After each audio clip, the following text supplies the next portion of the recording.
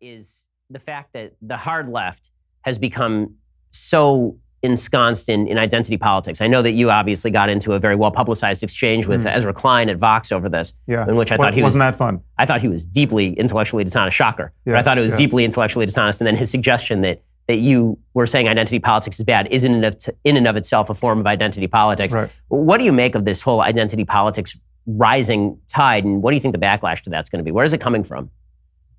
Well, it's coming mostly from the left. I mean, it's producing a counter effect on the right, which is white or even white male identity politics. And so it's natural to see that these two sides are amplifying one another. But on the left, it's much more troubling for me because the left is the space traditionally where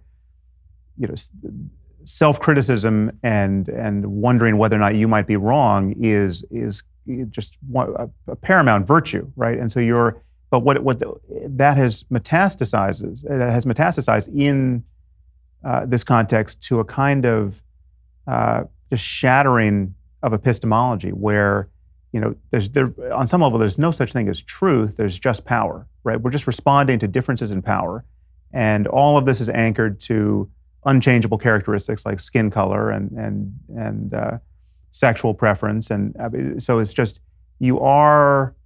I now often describe this as just the most unhappy game of Dungeons and Dragons that ever was invented. I mean, you have to negotiate these power differentials based on victimology. How many victimology points you have in this game, and as a white, privileged, heterosexual, you basically have no points, right? So you're not empowered to have a credible opinion on any of the most important topics of our time, right? You're either just part of the problem with respect to all of these variables, and your mansplaining or your cultural appropriation or your wading in here. I mean, so this is what happened with Ezra Klein. At one point, he said, we're two privileged white Jewish guys who shouldn't be talking about race at all, right? Like this is not something we can weigh in on.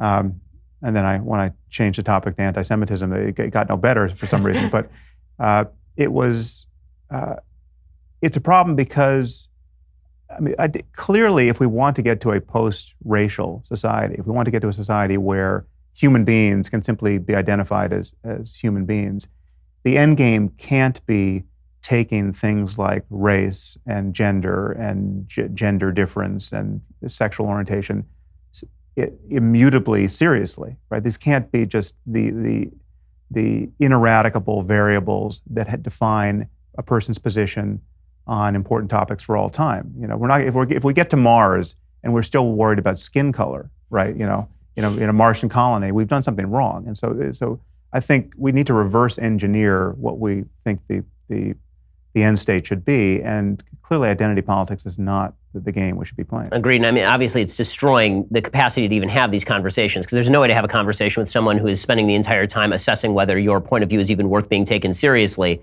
as opposed to the rational nature of what you're saying.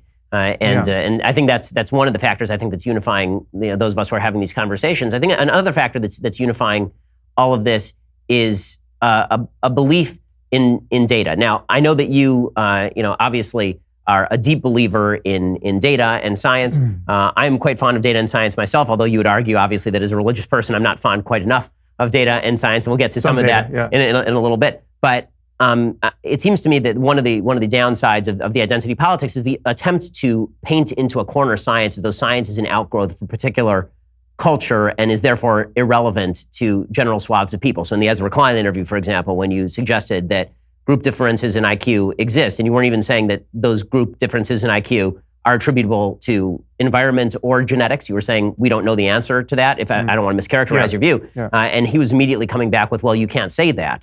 And I'm not sure how we're supposed to have conversations when you legitimately can't cite data before you even start having a conversation. Yeah. And so, in defense of people who worry about this kind of thing, it's obviously possible for data to be wrong, and the conversation continues even once you have data. But what we should all be anchored to is a good faith, intellectually honest, non-smear merchant approach to analyzing what we think we know and why we think we know it. And those principles of rationality and an empirical engagement with reality simply are not susceptible to an identity or even a political interpretation. I mean, this is why reason is the only thing that scales. I mean, if I have a good enough argument based on clear enough evidence, it should persuade you if you are being reasonable, no matter what your background, no matter who your parents were, no matter how you were mistreated or not as a child.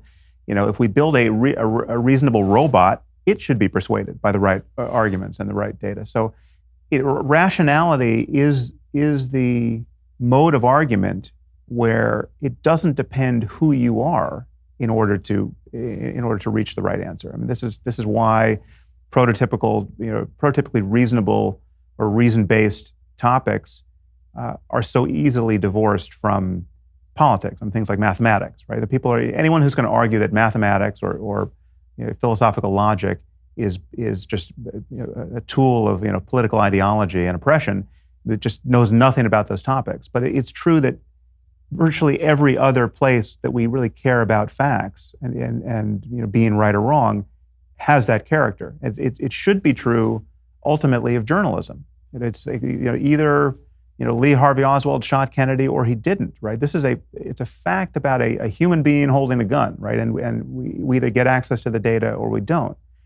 So the fact that so much of our discussion about what's going on in terrestrial reality is based on or is filtered through the lens of people's political commitments is just highly dysfunctional. It's just not something to be maintained. We should be cutting through it wherever we can. So where do you think